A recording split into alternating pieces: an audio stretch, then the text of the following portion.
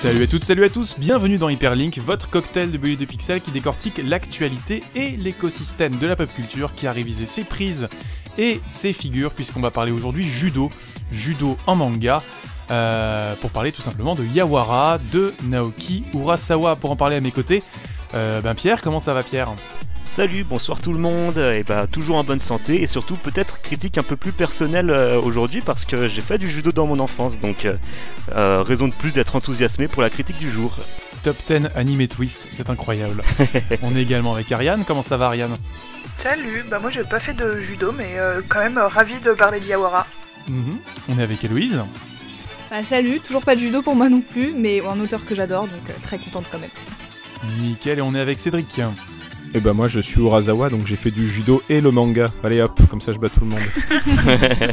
Parfait, le saviez-vous, j'ai redoublé ma ceinture blanche parce qu'à l'époque j'avais des problèmes pour faire les nœuds, voilà.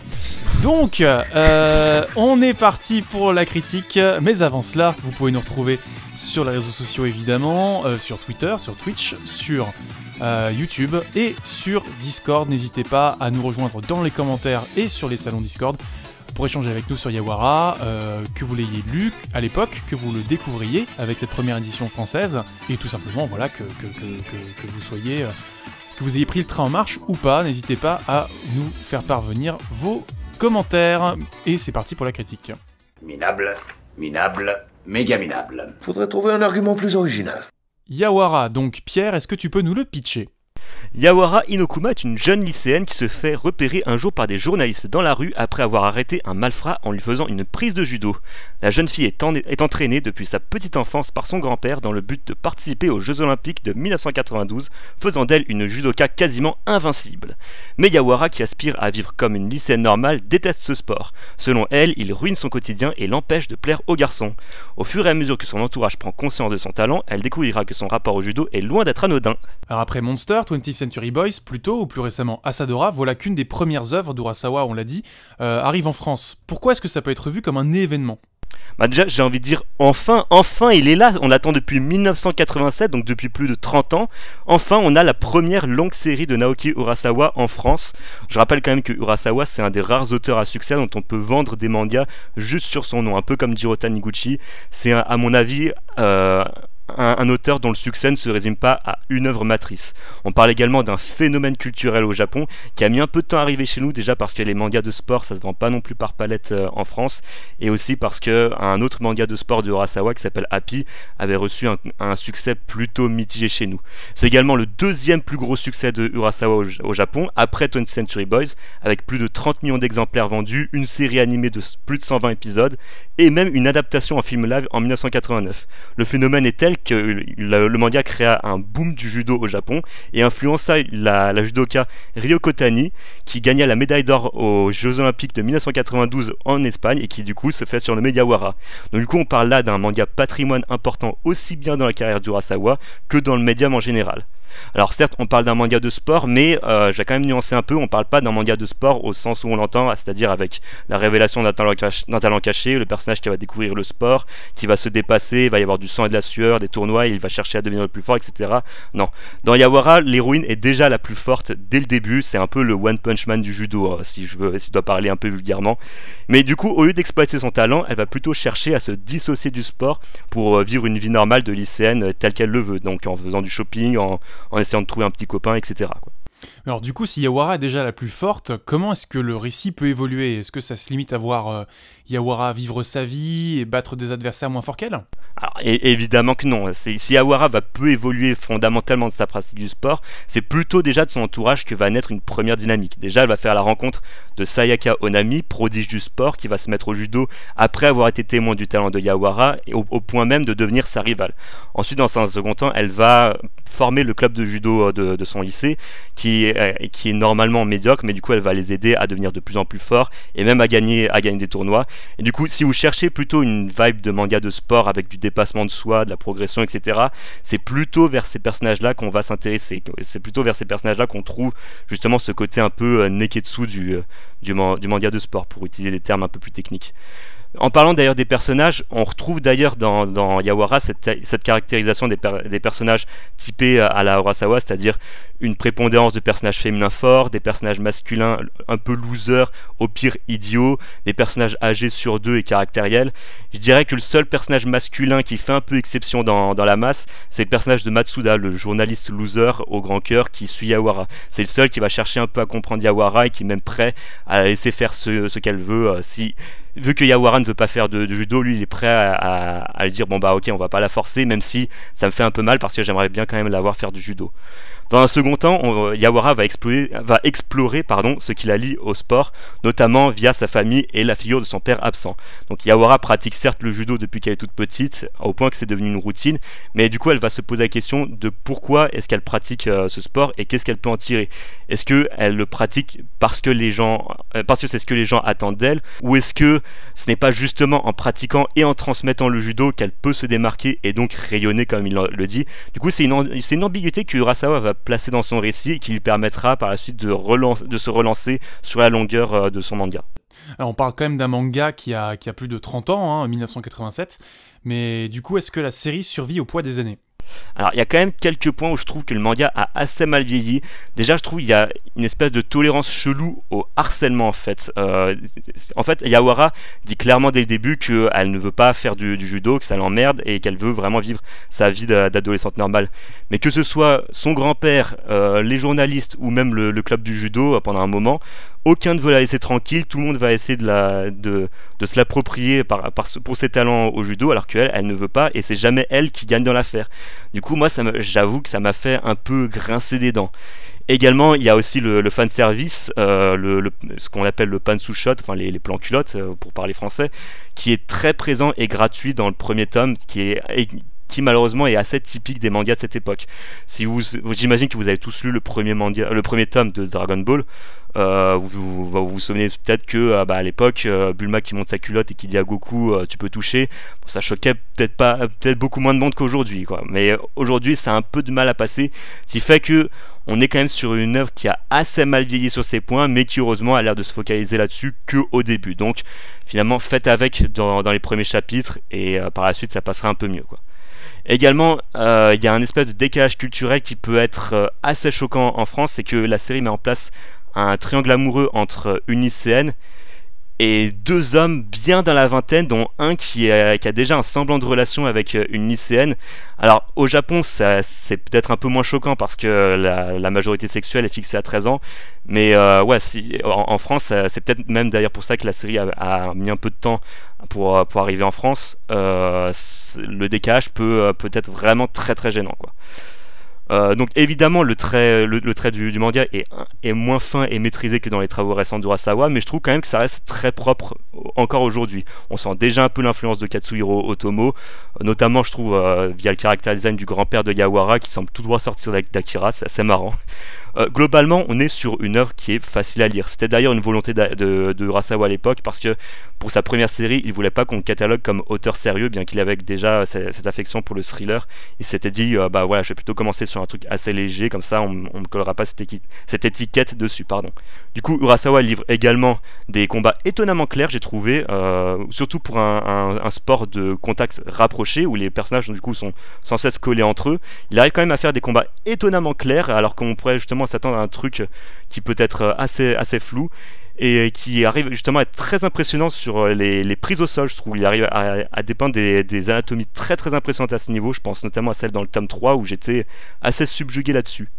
En conclusion, malgré un départ balbutiant qui accuse les poncifs des mangas de cette époque d'un Urasawa peut-être encore un peu jeune et qui cherchait peut-être encore ses repères, Yawara trouve rapidement ses marques pour raconter un récit initiatique de qualité sur l'adolescence. On sent que Urasawa se fait quand même plaisir sur un style plus léger et positif que ce qu'on y connaît, mais qui ne déroutera peut-être pas les habitués de l'auteur. Après tout, Urasawa considère aussi ses thrillers comme des comédies, si je vous jure. Donc si vous êtes fan d'Urasawa, c'est évidemment un indispensable, ne serait-ce que pour comprendre d'où vient l'auteur et observer son évolution. Et si vous cherchez un manga sportif, c'est aussi une alternative intéressante à la formule du dépassement de soi habituel et qui, je pense, pourra trouver une résonance auprès de nombreux lecteurs français, même peu habitués au manga. Après tout, le judo est un des sports les plus pratiqués en France. Urasawa a déjà marqué un yuko chez moi, j'espère que la suite saura me mettre un ippon. Merci Pierre pour cette conclusion. Merci pour ta critique. Je me tourne vers vous les amis. Ariane, tu as fait un petit bond sur ta chaise il y a quelques minutes. Je crois que c'est sur la médaille d'argent, je crois. Peut-être l'occasion de te donner la parole. Ouais, effectivement, j'ai fait un mini bond parce que à ces Jeux Olympiques-là, notre Yawara-chan japonaise a effectivement gagné la médaille d'argent, même si elle a été médaillée d'or. Plus tard, elle a perdu face à une Française, pour l'anecdote. Oh. Et en plus de ça, l'anecdote est aussi un peu fausse dans le sens que Ryoko Tani, enfin Tamura maintenant Tani, elle n'a pas été du tout inspirée par Yawara. Elle a commencé le judo bien avant que Yawara commence. En revanche, les Japonais ont vu une similitude effectivement entre une adolescente de 16 ans qui arrivait au JO et le personnage de Yawara qui avait 17 ans et qui arrivait au JO dans les mêmes années. Donc le lien s'est fait dans l'esprit des Japonais, mais c'est pas spécialement un truc qui s'est fait... La vocation du judo n'est pas venue chez elle par Yawara, même si effectivement Yawara a créé un boom du judo féminin au Japon. Life imitates art. Du coup, pardon, on revient peut-être à Ariane, ton avis sur Yawara. Bah, alors moi je connais moins Urasawa que Pierre, j'ai lu Monster et c'est en gros à peu près tout. Mais j'ai beaucoup aimé Yawara, à laquelle je me suis donc mise, parce que Cédric en avait parlé à la base. J'ai trouvé que c'était une série hyper fraîche et lumineuse, aux antipodes de ce que j'avais pu lire d'autres d'Urasawa.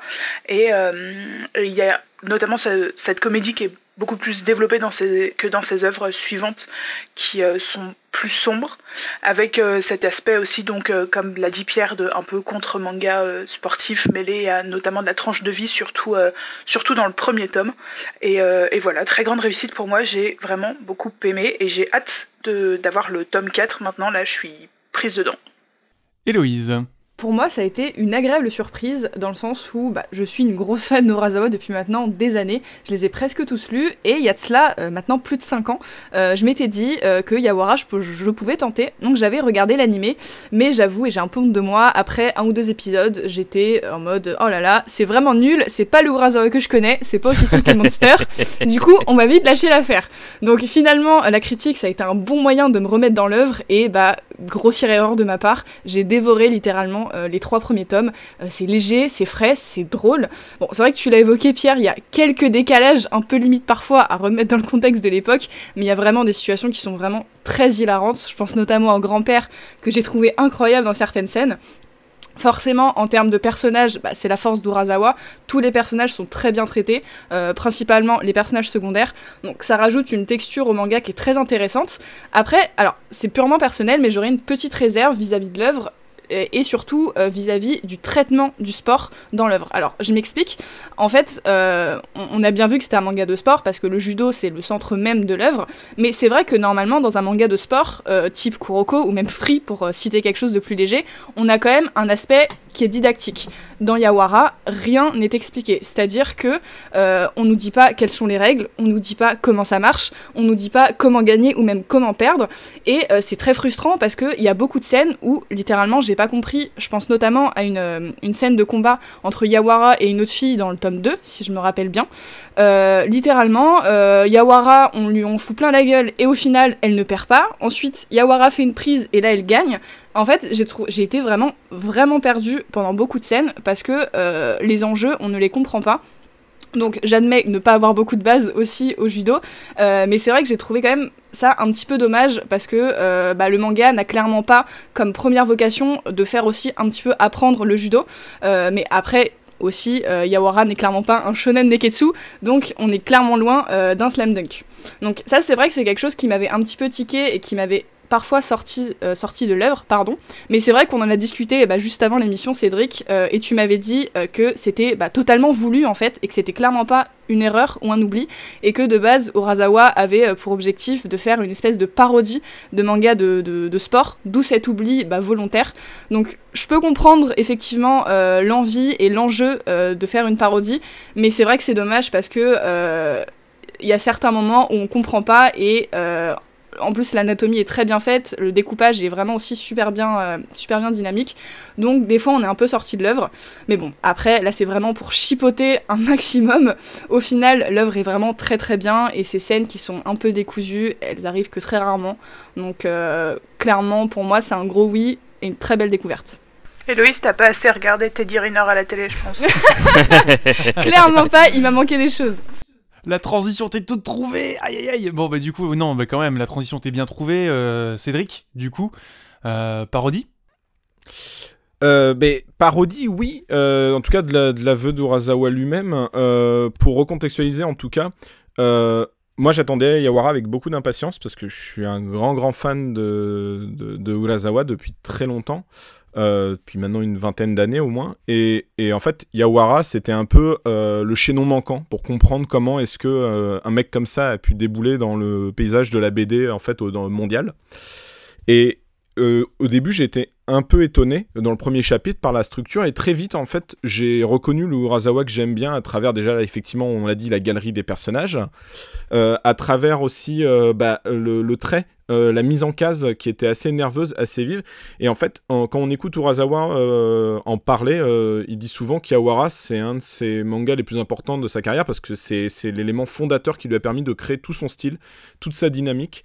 Donc quand on le voit, on pourrait se dire ça ressemble pas à Urasawa et que c'est un système éditorial où il a essayé de faire une espèce de comédie de sport assez basique, fait pour plaire à la majorité, et que ça ressemble pas du tout au thriller qu'il nous donnera quelques années plus tard. Mais pas du tout. Et de l'aveu de Urasawa lui-même, il l'a travaillé en amont très profondément. Il savait qu'il était en train de créer un succès et il voulait créer un succès. Parce que c'est en ayant le succès qu'on peut toucher le plus possible les gens et qu'on est libre de faire tout ce qu'on veut, et il s'est jamais rien interdit, et donc il s'est dit que ça l'embêtait un peu de faire un shonen de sport neketsu comme on dit depuis le début, donc il a fait en sorte de toujours dériver les codes, non pas pour en faire, moi je dis parodie, mais c'est plus décalé, c'est plus déviant en fait. Faut plus le voir comme ça. Le but n'est pas forcément de rire, même si Urasawa il dit que c'était drôle Kagen tout le temps. Je pense que le but c'est de voir que ce personnage, ses enjeux sont détournés des enjeux que les gens ont pour elle, quoi. Donc le judo. Ce que tu dis, c'est qu'en fait le cœur de l'œuvre n'est peut-être pas le judo. Le judo c'est peut-être plus un espace ou un cadre dans lequel on va peut-être développer d'autres thématiques ou d'autres éléments. Je pense notamment à l'un des sujets qui faisait l'objet de la critique de Pierre, une certaine ambiguïté, sur notamment c'est quoi la réussite, c'est quoi l'adolescence, et comment est-ce que Yawara va essayer de composer les deux, et dans quelle mesure l'un peut servir de tremplin à l'autre. C'est quoi l'adolescence, et même c'est quoi devenir adulte, est-ce que être adolescent c'est se préparer à devenir adulte, et c'est quoi devenir adulte si on peut étendre. Du coup, le truc, c'est que Pierre, il y a un point de désaccord que j'ai avec toi, c'est le fond du récit. C'est-à-dire que toi, tu dis que le récit a mal vieilli parce qu'on la force à faire du judo et que les personnages sont toxiques envers elle. Moi, je pense que justement, le truc ne traite pas de ça. Le truc, il traite que le fait que le personnage est un génie ne veut pas de cette vie-là, mais... comme Urasawa par exemple s'est forcé à dessiner bien plus que de raison pour arriver, et des choses qu'il voulait pas dessiner comme les filles ou le sport, pour arriver à une nouvelle étape dans son art. Yawara, je pense qu'il y a ce truc que très vite on voit dès les premiers chapitres, qu'elle a beau dire qu'elle aime pas le judo, elle aime ça en fait, ça se voit dans son attitude, ça se voit dans le fait que, par exemple, ce que tu reprochais, les pantsu shots, les plans culottes, ils sont pas gratuits, c'est pas le vent qui vient les soulever ou quoi, ils arrivent dès qu'elle fait une prise de judo dans la rue, et en fait pour moi je l'interprète comme ça, mais il y a ce truc que c'est une jeune fille qui veut être une espèce de petite japonaise modèle pleine de retenue, et en fait dès que le judo entre en action, elle pense plus comme une fille, elle pense comme une judokate, et donc en fait elle laisse parler ses instincts et sa passion, et ça se ressent de plus en plus au fil de la série, et dans le tome 3 entre autres on voit que ça commence enfin à débloquer des trucs dans sa mentalité vis-à-vis de ce sport. Alors moi je suis plutôt du même avis que Cédric, ce qui m'arrive souvent, c'est pas volontaire, il dit des choses intelligentes, et c'est vrai que le début de Yawara a un petit côté avec des petites histoires presque indépendantes, et le judo est assez mis sur le côté par rapport au côté slice of life du manga, et en fait ça devient un vrai fil rouge ensuite, et notamment dans le tome 3 comme l'a très justement dit Cédric, et on a vraiment une évolution de ce rapport au sport qu'a Yawara avec le judo. Elle se découvre notamment un plaisir à coacher, par exemple les garçons du club de son lycée. Quand elle envisage vraiment la possibilité d'arrêter le judo, elle est triste. Elle est triste, en fait, ça lui fait de la peine. Et en fait, toutes ces relations avec d'autres personnages, avec des adversaires, avec les garçons qu'elle entraîne, tout ça, ça lui permet de découvrir de nouvelles facettes du sport que, fondamentalement, en fait, elle aime.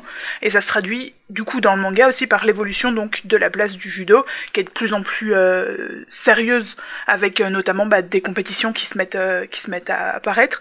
Donc, pour moi, c'est un autre aspect du manga sportif, et je pense que peut-être le judo est aussi alors un prétexte pour développer cette héroïne à la façon un peu d'une sorte de roman d'apprentissage. Ça, on va la suivre sur plusieurs années. À la fin là, on est à la toute fin du lycée. Après, elle va aller à l'université, etc. Je crois que le manga la suit sur 6 ans. Donc, c'est un moment qui est important dans une vie. Elle a 16-17 ans là à peu près. On va la suivre jusqu'à ses 22 ans. Donc, je pense que c'est pas anodin d'avoir une héroïne à cet âge-là avec ce rapport au sport là. Héloïse ? Alors moi je voudrais juste revenir sur le fameux Pantsu Shot, dans le sens où je peux comprendre totalement ton analyse Cédric, mais je suis pas forcément d'accord avec toi sur l'enjeu et ce que ça représente, dans le sens où en plus des plans culottes qui sont très très très présent, et pas que dans le tome 1. Je crois que je les ai comptés dans le tome 1 tellement j'ai halluciné, il y en avait genre 8 ou 9. Il y a aussi beaucoup de scènes de fanservice où notamment, je pense à un combat où elle va se changer dans les vestiaires, on ouvre la porte et elle est à moitié en sous-vêtements, ou du moins les planches d'avant-chapitre où souvent elle est un petit peu dénudée. Alors le problème c'est que, bon, c'est qu'un avis purement féminin, mais pour le coup, je trouve que ça dénature vachement les propos de l'œuvre, dans le sens où, comme vous l'avez tous très bien dit, on va parler de sujets un petit peu matures, d'enjeux importants, de l'évolution, de la compréhension de soi-même, du passage de l'adolescence à la vie d'adulte, et voir cette belle évolution et ce beau texte un petit peu souillé, enfin du moins je l'ai compris comme ça, par Yawara en sous-vêtements, Yawara en culotte, Yawara,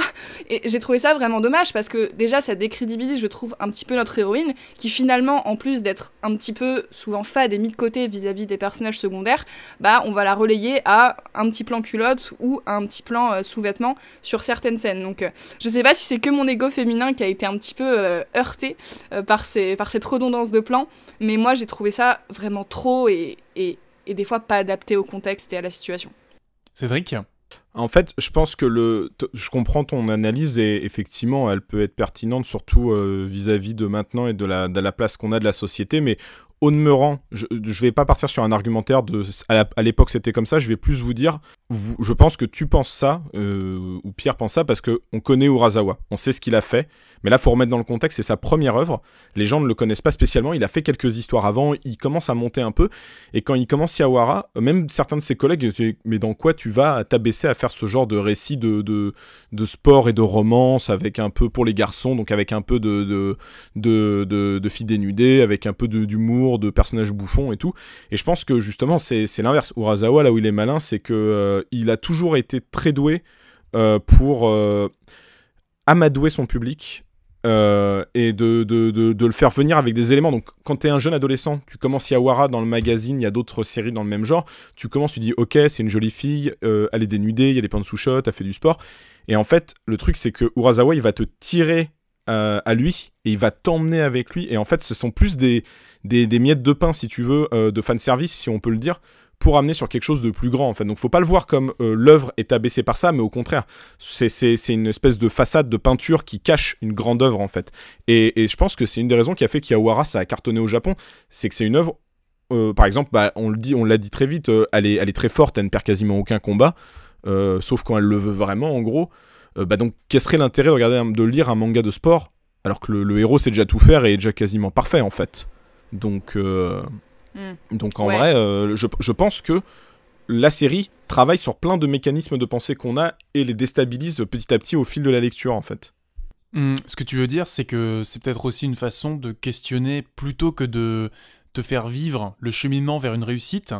Là, on va te montrer un personnage qui a déjà franchi la plupart des étapes pour mieux questionner les présupposés derrière ce que c'est que la réussite. Je finirai, en tout cas sur cette partie-là, je finirai juste sur ce mot-là et après je laisse la parole à Ariane. Mais en gros, je pense que c'est ça, dans le sens que Urasawa a dit une fois en interview aussi, d'ailleurs je recommande un très bon livre que j'aime beaucoup de Panini, Panini a édité, où c'est une interview de 12 heures de Naoki Urasawa, il revient sur l'ensemble de son œuvre, donc il parle de plein de choses, il parle de cinéma, il parle de BD, il parle de ses œuvres, et lui il aime pas dessiner le parcours du héros. Donc ce que tous les shonen typiques font, Lui, il déteste ça. Et pour lui, il y a rien de plus chiant que de voir un héros faire des efforts, parce que pour lui, les humains ne changent pas. Et Pierre disait à un moment, vers la fin de sa critique, que Urasawa considère que toutes ses œuvres sont des comédies, même Monster.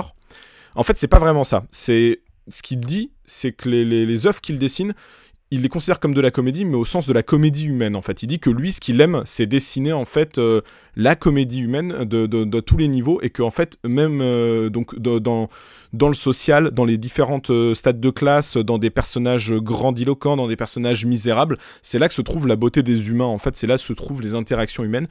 Et le cœur d'Iwawara, il est là, en fait, du coup. Mais c'est le cœur de toutes les œuvres d'Urasawa. C'est de décrire, en fait, une réalité sociale par le biais de prismes d'histoire complètement fictives, en fait.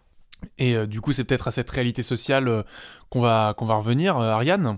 Ouais, moi je voulais rebondir sur plusieurs points. Effectivement, c'est vrai que c'est un anti-manga du sport dans le sens où elle va pas se former sur le plan sportif, on n'a pas du tout son ascension, c'est déjà la plus forte.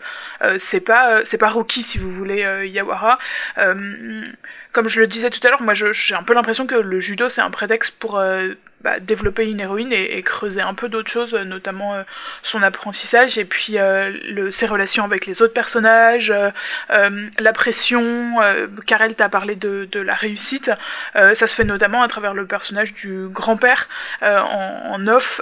Pierre parlait un peu de parents toxiques par rapport à ce personnage-là, alors que c'est une partie fondamentale de l'intrigue. En fait, il n'y a pas du tout d'intrigue sans cette relation à sa famille et notamment à son grand-père qui du coup en fait la pousse à réussir et la pousse vers le judo, alors qu'elle y va un peu entrer dans les pieds, alors que on l'a dit, en fait fondamentalement elle aime le judo, mais bon après si son grand-père lui dit ok c'est good, pas de souci, t'arrêtes le judo, la série elle se termine au deuxième chapitre, donc pour moi c'est vraiment plus compliqué que ça. C'est lui qui l'a élevé, c'est son grand-père qui l'a élevé, ses parents ils sont absents, donc on a cette histoire de famille qui est un petit peu compliquée, et puis c'est une histoire de projection, de pression, d'héritage familial aussi. Le père de Yawara c'était un grand judoka qui a gagné le titre national et qui a disparu illico presto après en abandonnant sa fille par la même occasion, donc un rapport familial compliqué avec le judo, dont Yawara est clairement le point culminant, et je pense que ça explique en partie d'ailleurs le succès de l'œuvre. Je pense qu'il y a pas mal de jeunes qui peuvent probablement s'identifier à ce genre de choses. Cédric, pardon, tu voulais rebondir ? Oui, alors déjà, anecdote rigolote, là, pour le coup, je vous la sors pas de mon cerveau, je vous la sors encore une fois de ce livre, mais ça m'a fait beaucoup trop rire pour que je la partage pas, mais il a expliqué qu'après coup, il disait qu'une de ses séries préférées de quand il était enfant, c'était Ma sorcière bien-aimée, et après coup, il a trouvé que la relation de Yawara et du grand-père lui faisait penser à la relation de Samantha et de sa mère, en fait. Et il disait que inconsciemment, il a calqué sûrement la relation des deux personnages de sa série sur Ma sorcière bien-aimée. Et bon, ça me faisait rire. Et l'autre truc que je voulais dire, je suis d'accord avec Ariane, surtout sur le fait que combien de mangas on a des héros où ils veulent pas faire ce qu'on leur demande au début, et je pense à un manga de sport que là on connaît bien, je pense pour la plupart autour du micro, c'est Ice Shield 21. Dans Ice Shield 21, il faut environ 10 volumes avant que Senna ait vraiment envie de faire du foot américain, et au début il est forcé et menacé par une arme. Bon, je pense que comme le dit Ariane, à un moment il faut des enjeux dramatiques en fait. Si le récit c'était une nana qui fait faire du judo parfaitement, qui aime ça et que son grand-père l'encourage, il n'y a pas d'intérêt à lire l'histoire. Et de l'inverse, si elle n'a pas envie de le faire et que le grand-père dit « Ah oui, t'as raison, désolé, va te marier », il y a encore moins d'intérêt. L'intérêt de la série, c'est justement la résistance qu'elle oppose à quelque chose qui est inné. C'est du concept aussi de tout le monde l'acclame pour ça, et ça la fait chier parce qu'elle veut pas être acclamée pour ça, mais en fait, d'un côté, elle aime rendre service, elle aime aider les gens, et ça marche à ce niveau-là aussi d'une manière assez impeccable, en fait, moi, je trouve. Les amis, on va peut-être se diriger vers la fin de ce numéro. Je me tourne vers vous. Héloïse, Pierre, avez-vous peut-être un mot à ajouter avant qu'on conclue ? Si je devais rajouter un mot, je noterais que dans l'édition qu'on a en France, il y a des cases qui ont été redessinées depuis la réédition japonaise du manga par Urasawa lui-même. bon, on aime ou on n'aime pas, j'en ai vu justement qui s'offusquent sur le sujet. C'est vrai que ça peut avoir ce côté un peu George Lucas qui refait des scènes pour Star Wars avec de la CGI par-dessus. Moi, perso, ça me dérange pas plus que ça, mais voilà, enfin, d'autant que j'adore vraiment le trait qu'il adapte un peu plus tard. C'est pas le trait qu'on retrouve dans les premiers tomes de Yawara, où il a pas ce côté un peu impulsif qui fait vraiment le caractère de son trait. Mais moi, ça me dérange pas plus que ça. Urasawa est coutumier du fait, hein, il fait ça tout le temps. Oui, déjà dans Monster, il l'avait fait, c'est vrai. Oh, mais même plein de mangaka le font, même juste entre la publication magazine et la publication tankobon, donc manga relié, il y a des différences. Hein. Les fans de Hunter x Hunter sauront très bien de quoi je parle, par exemple. Et les fans du donjon de Nalbuck aussi. Héloïse.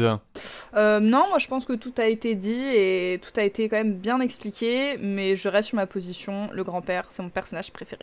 Voilà.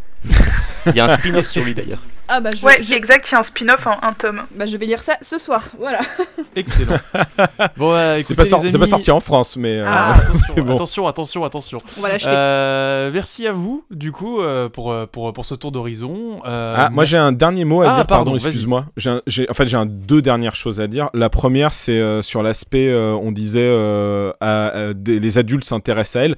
Oui, alors il s'intéresse à elle, mais elle a 17 ans, bientôt 18, donc ça me semble pas trop choquant non plus. Et le personnage de Masuda, entre autres, et l'autre personnage, ils ont 22 ou 23 ans, je crois, au début de l'intrigue. Donc, bon, ça reste une mineure et des majeurs, mais ils la touchent pas, ils lui font rien, donc je n'irai pas crier au scandale non plus, parce que je sais qu'en ce moment, il y a beaucoup de gens qui s'offusquent de mangas, des fois pas choquants.